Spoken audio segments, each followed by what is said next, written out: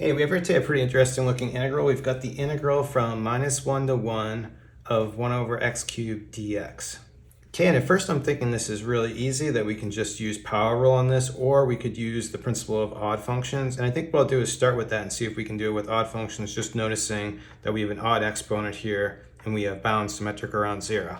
So we have this principle on the board for odd functions that if we have f of x, our function is an odd function and our bounds are symmetric around 0, then we can just say the integral is 0 and be done really fast.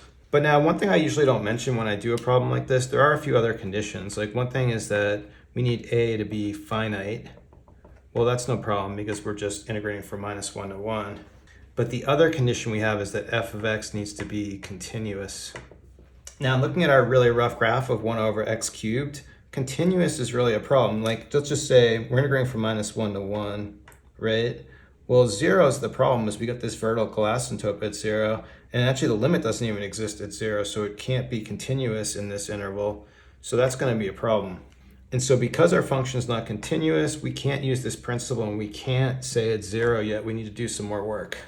So the second thing I want to try is actually really simple. We just want to use power rule. I'm going to write this as x to the -3 dx, and we'll integrate it that way. So if I use power rule on this, we get x to the -2, put the -2 in the denominator, and then actually let's just clean this up. I like to see this as -1 over 2x squared.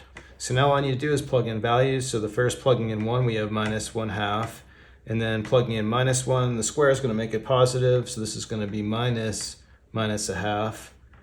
Minus a plus, half minus a half. This is going to give me 0. So if this is a democracy, we already have 2 votes for 0 and no votes for anything else. But again, there's still a problem here, because if you just think about this, we already saw our graph and we have a problem at 0.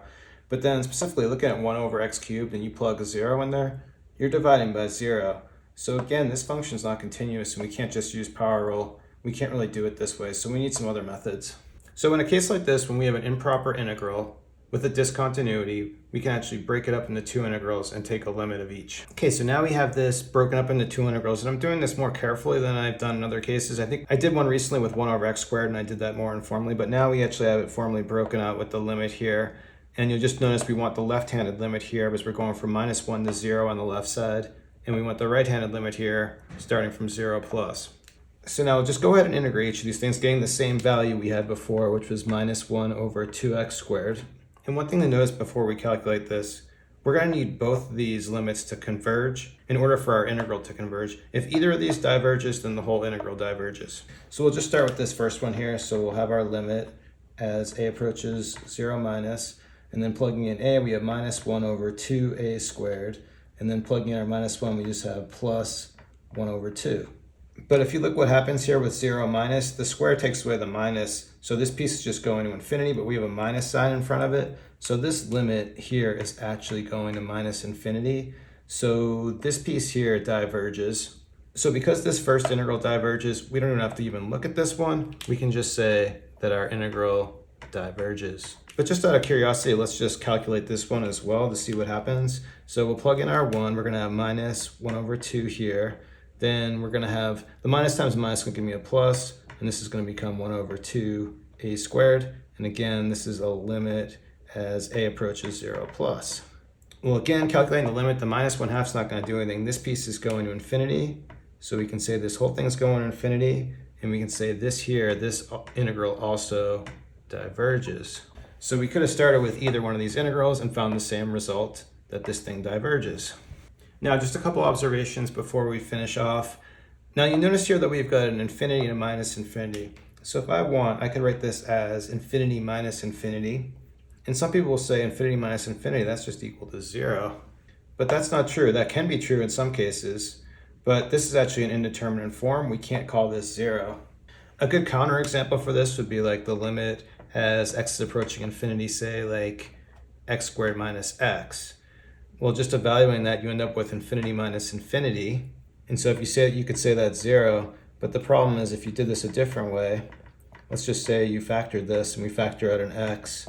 Well, doing it this way now, you have infinity times infinity, and so it's going to infinity. So from this, we definitely can't say that this is 0.